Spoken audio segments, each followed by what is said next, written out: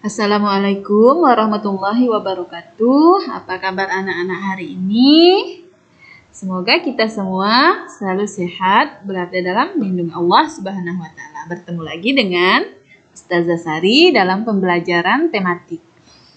Kali ini kita masih berada di tema 2, subtema 4. Pembelajaran 1 dan 2, yaitu tentang hewan kesayanganku. Nah, sebelum mempelajari pelajaran pada hari ini, anak-anak, mari kita buka pelajaran kita dengan membaca basmalah, bismillahirrahmanirrahim. Kemudian membaca doa sebelum belajar, Rabbi zidni ilma warzuqni fahma birahmatika ya arhamar rahimin. Amin, amin, amin ya rabbal alamin.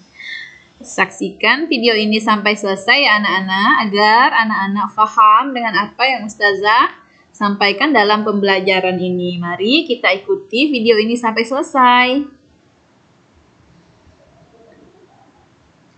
Yang pertama, tentang merawat ikan. Nah, anak-anak semua pasti pernah melihat ikan kan?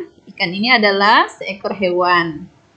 Nah, ikan bisa di dalam akuarium, bisa di dalam sungai, di dalam parit, di dalam kolam.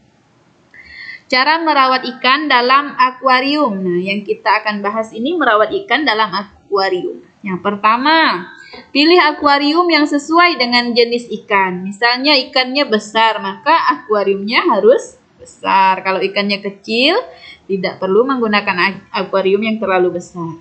Yang kedua, isi akuarium dengan air bersih. Nah, mengisinya bisa dengan air hujan seperti itu ya, jangan air yang warnanya kuning, nanti ikannya akuariumnya bisa kotor atau ikannya bisa tidak cocok dengan airnya.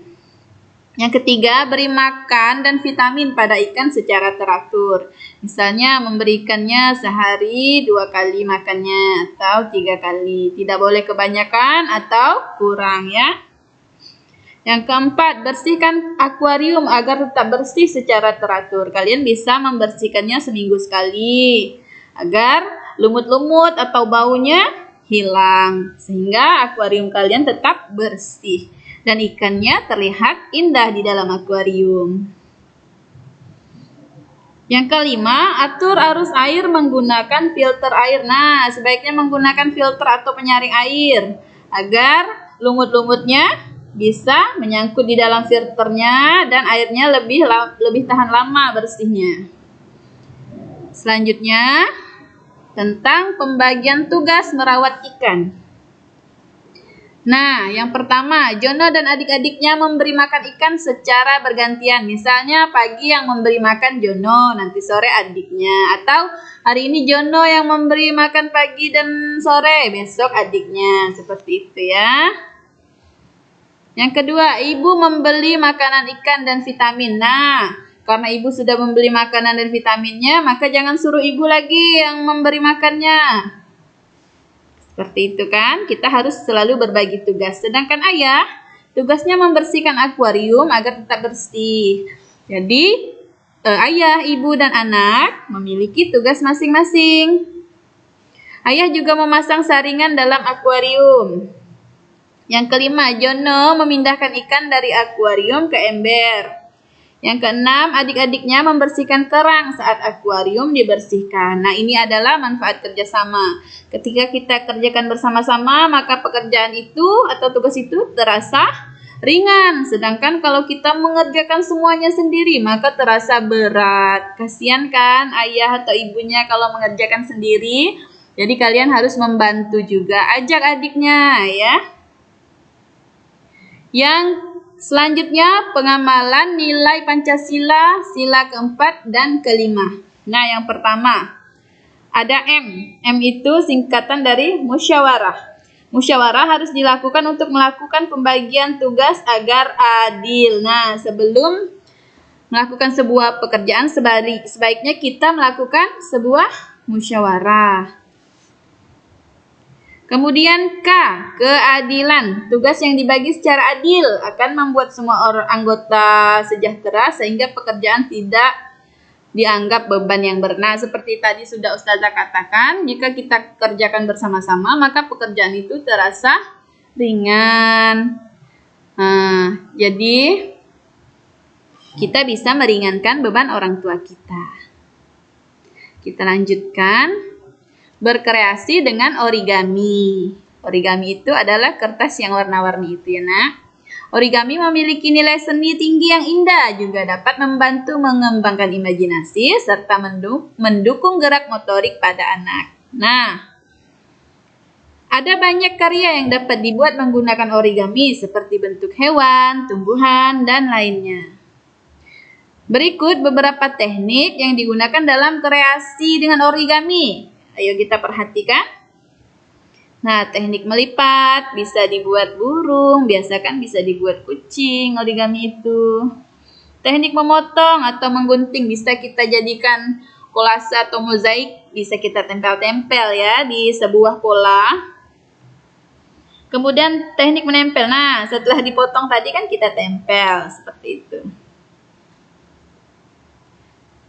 Silahkan perhatikan langkah-langkah membuat ikan dari kertas origami di buku paket halaman 124 sampai 126.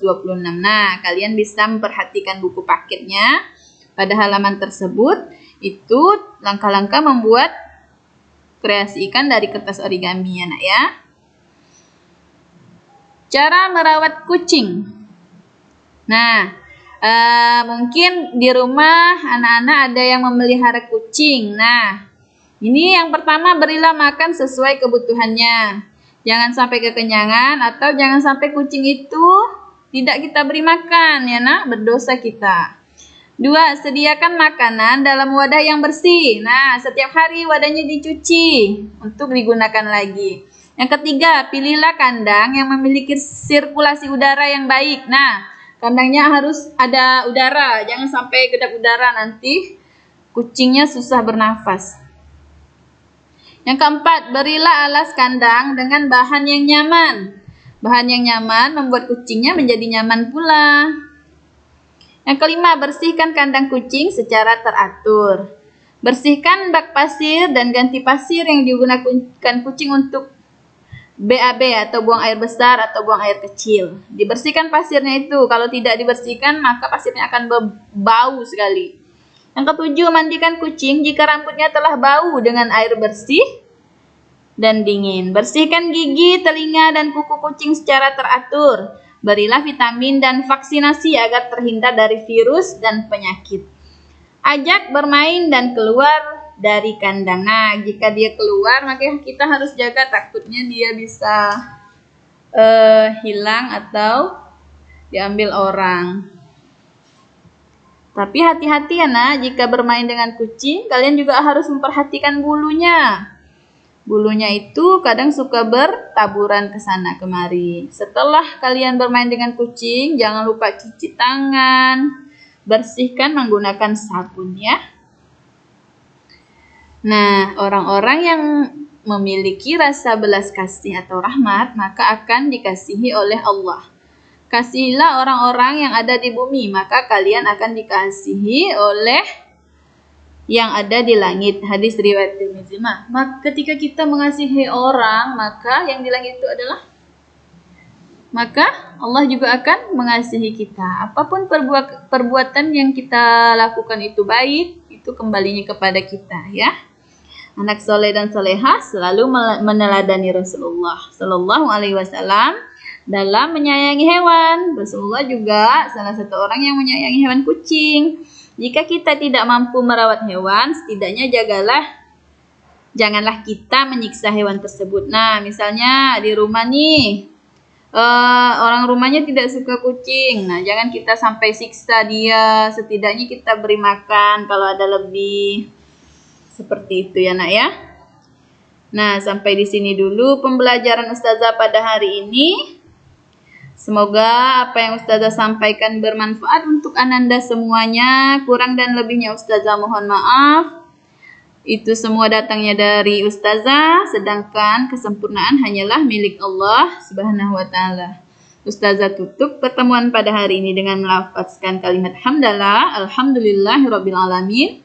Kemudian dilanjutkan dengan doa kafaratul majelis. Subhanakallah wa humma wa bihamdika asyhadu an la ilaha illa anta astaghfiruka wa atubu ilaik.